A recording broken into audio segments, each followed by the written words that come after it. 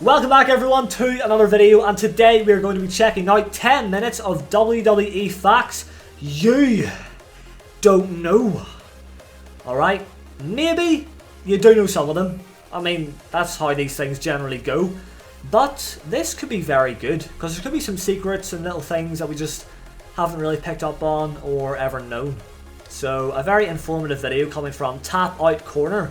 So shout out to you, thank you very much for providing us with these facts. Do you know why WWE always has the good guys on the left side of the ring during tag team matches? The reason is so viewers can see the emotions on the wrestlers' faces. Oh, I never even knew that the good guys, the faces, were always on the left side. I guess you wouldn't really pick up on that though, would you? Because you wouldn't be going like, oh, the last time I saw a tag team match, the faces were on that side as well. Like, that just wouldn't happen. People can better connect with someone when they can see their expressions. Facts. That's good because, like, obviously, when you are a baby face or a face, you're the good guy and you want to have that connection with the fans and the viewers, but you can't have that connection if your back is turned to the camera. The hard cam, I think that's what they call it. A wrestler wins Money in the Bank, they have to carry the briefcase with them everywhere they go, yeah, even when they are at shows. The reason for this is so that the wrestler can have the briefcase with them when they do media appearances. Yeah. When CM Punk won the Money in the Bank, he actually started carrying his gear in the briefcase. Oh!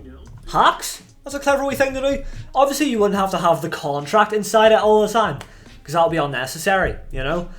But that's good that you just have it as a wee bit of extra luggage, you know? But of course, when a wrestler wins Money in the Bank, that becomes a part of them and their character. So they can't just not have it. You'd be like, where's your briefcase at? Like, did you just leave it at home? Unattended? For someone to break in and run?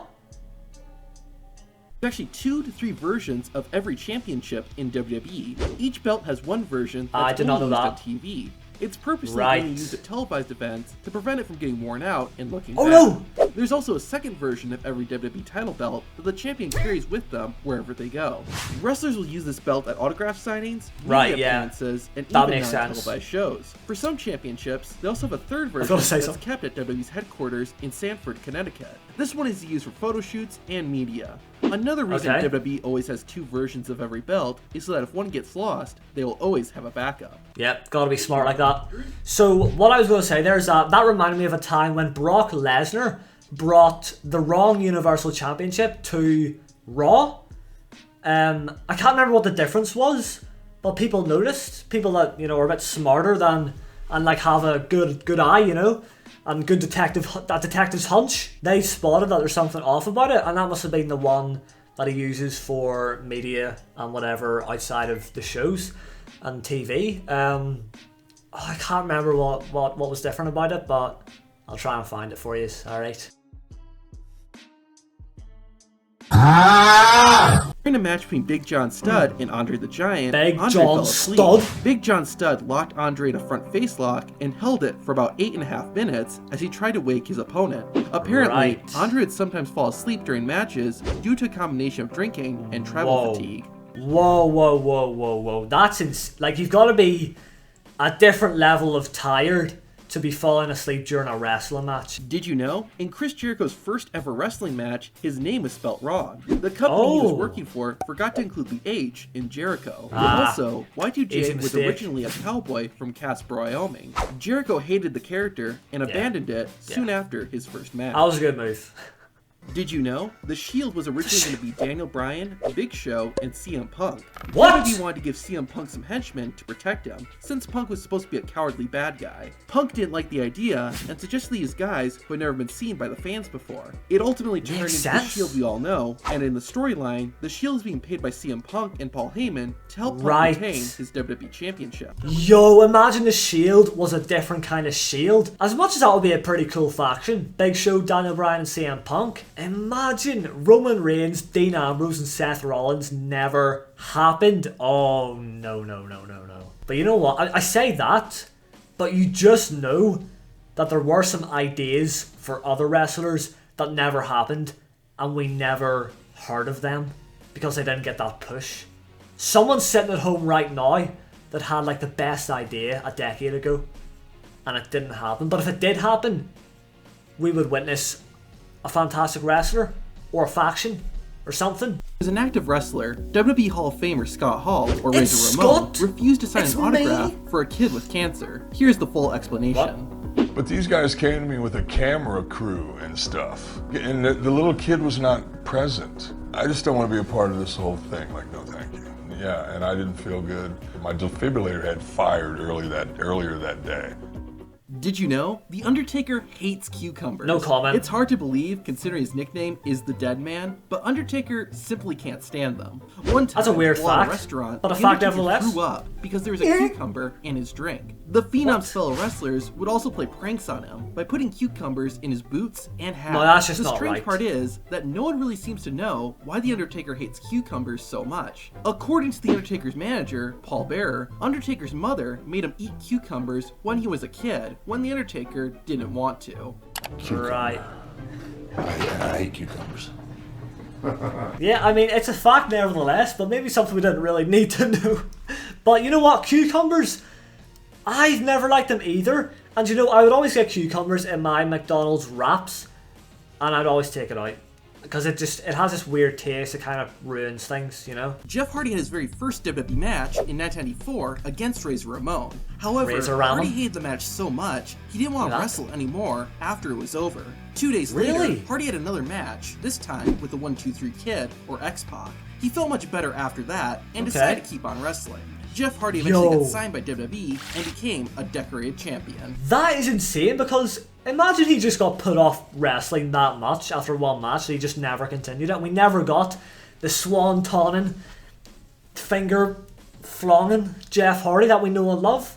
He's such an iconic wrestler, especially for kids growing up in the 2000s, like late 2000s.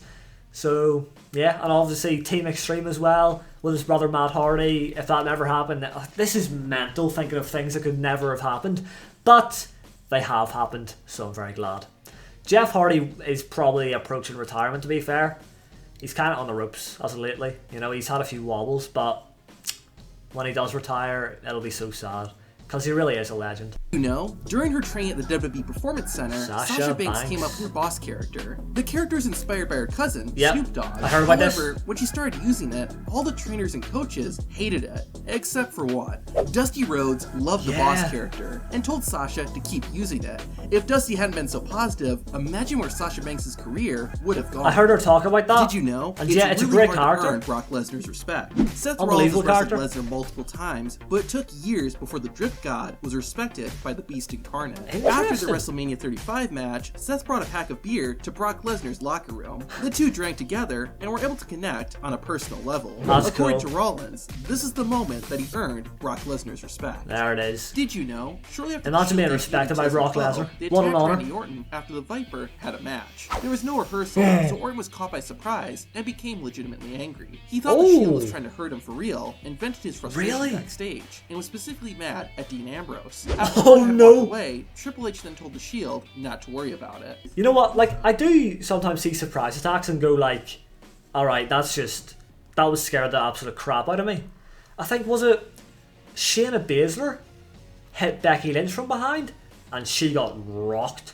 And I was just thinking like, yo, she must be pissed, because that is nasty, especially from behind when you don't expect it really. I mean, she would know at some point she's coming in behind. She would guess by the crowd reaction as well. They would get louder as Shayna comes towards her. But even still, like, I got cracked in the back of the head by a rugby ball once. Not a nice feeling. And you have got it.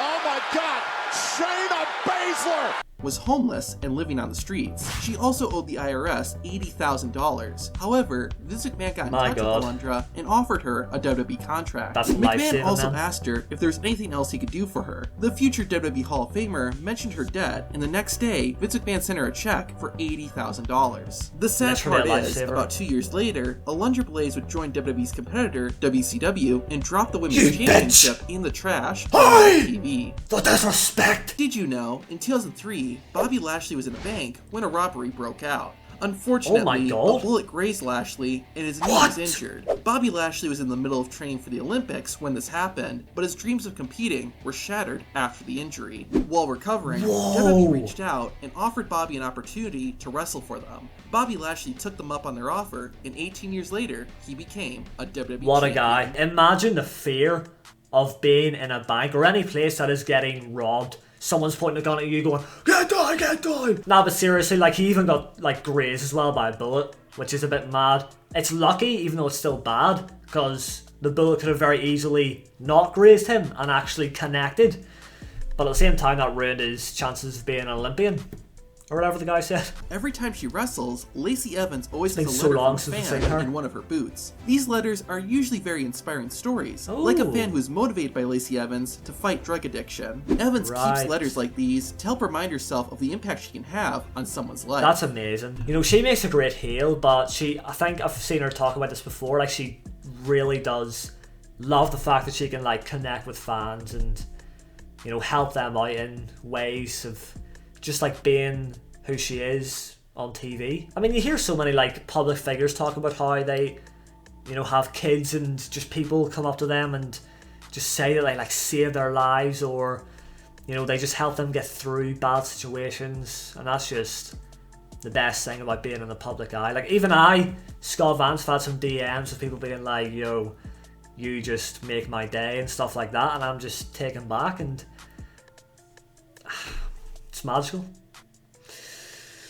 When the New Day first started, they were supposed to be good guys. The fans weren't into the group, and Xavier they were thought heels, right? they should become villains. He pitched the idea to Vince McMahon, who was skeptical and didn't think it would work. Woods then said if he couldn't get the fans to hate them in 4 weeks, McMahon could fire him. Vince McMahon agreed to the deal, What and a deal thankfully, from Xavier Woods. Woods was successful, and the New Day became the most hated group on the WWE roster. Alright, so it Did worked you out know, alright then? since returning to They're WWE better as in faces, though. 2018, Bobby Lashley has not made any appearances on SmackDown. The closest Not Lashley even ever one? got to being on the show was in 2019, when SmackDown aired a video the Almighty posted on his Twitter account. The last time Bobby Lashley physically appeared on SmackDown was in 2007. Time for a Did you brand know, split after in he drops the 2011, championship, yeah? Mark Henry was Come told on. to go out to the ring and wrestle a match against Sin Cara. However, Sin Cara never came out, and the entire thing was a prank pulled on Mark Henry. Henry I've heard felt about this one. disrespected and became so mad that he was going to quit WWE. Vince McMahon later That's so apologized, bizarre, though. but thought that the anger Mark Henry experienced would make for a great character. This then created the Hall of Pain storyline that eventually led to Henry becoming the World Heavyweight Champion. I mean, if that created the Hall of Pain storyline, then that worked out for the best end, but I do find it very strange that they pulled a prank on Mark Henry in the first place. Not only that, but it's like wasting time as well. And the fans are probably like, what's going on? Like, are we getting a match or not? Boogeyman wasn't going to eat worms. Martin Wright, the man who played the Boogeyman character, Something wanted to like eat that. bugs like cockroaches, maggots, crickets, Lovely. and more. They were on my However, sofa. the arenas WWE hosted their shows at were afraid that the bugs would get loose and cause an infestation. They decided just to have That's the smart. Boogeyman eat worms That's since better. WWE could control that. Yeah. Did you know, Worms are even though slow. John Cena is his real name, WWE still owns it. This means Yes, when I've John heard about Cena is this. credited in a movie, WWE gets a cut of the profits. Yeah. The reason why WWE can do this is because they own the intellectual property right on the name John Cena. When asked in 2006 That's if this insane. bothers him, John Cena said, Absolutely not. Before this, I was Fair a enough. kid in a small Massachusetts town mowing lawns for a golf course. I don't mind kicking a percentage of my my earnings to the person who gave me a chance and an opportunity. Did you know Such a humble Jinder guy. Mahal won the WWE Championship Gotta love in him. 2017? He His looks home good with that province, title. Alberta, Canada, was Yeah. so excited that they acknowledged Mahal's victory during the government's legislative assembly and even mentioned the "Don't Hinder Jinder" meme. Second one, don't hinder Jinder. Sorry, this document from the Calgary Herald. Don't hinder Jinder Mahal. Did you know That's not a class. single person has ever kicked out of Baron Worldwide. Corbin's finisher, End of Days? When asked if Corbin would no rather way. win the WWE Championship or never have anyone kick out of his finisher, Baron Corbin said this. Let's say I have a 12-year career and no one's ever kicked out of End of Days. Like, that's something that would be talked about longer than championships, I believe. So I think that's I true, would- yeah. No one ever kicking out of End of Days. You know, that could... I'm not going to say that could be something like The Undertaker's streak, but it would be a pretty big deal, and we'd all be just waiting to... I mean, we kind of are waiting to see who's going to kick out at the end of the days. The end of the days. Of the end of days. But when it becomes a bigger deal, then it'll get a lot more people involved, and we'll all be waiting to see who does it. And it'll be me, my friends. I was right, I'm making my debut, WrestleMania 49! In 2006, Triple H and Shawn Michaels were part of a backstage segment where they made fun of John Laurinaitis. Direct from John Laurinaitis. That's right. And you guys are in direct Dolph violation. Ziggler. Fans wouldn't see John Laurinaitis or hear him talk until 2011, meaning they wouldn't have gotten this joke until 5 Wait, years yeah. after DX That's so weird, like no one would have known about him, so why would they do it? made it. Did you know? Bray Wyatt had a character that we never got to see. What a guy. In 2011, after spending about a year on the main roster as Husky Harris, Wyatt was sent back to WWE's development system, FCW. He began creating a new persona and came up with a character named Axel Mulligan. Wyatt wore a mask inspired by the heavy metal band Slipknot, and Mulligan was a reference to Bray's grandfather, Blackjack Mulligan. Axel Mulligan's finisher was also a stunner, but he only wrestled 2 matches as this character, both of which were not televised. Wyatt would eventually become Bray Wyatt, but 8 years later, he created a new masked persona called The Fiend. Yeah, did you there know, is. before they were signed by WWE, Jeff and Matt Hardy would be paid $150 per match. However, the Italian Stallion, the man who trained Jeff and Matt, took $100 as a booking fee. This left the Hardys with only $50 after every match. On top of that, Jeff and Matt also had to pay for their own travel expenses. There was also an incident where the Italian Stallion abandoned the Hardys and left them stranded when they were supposed to travel to a show.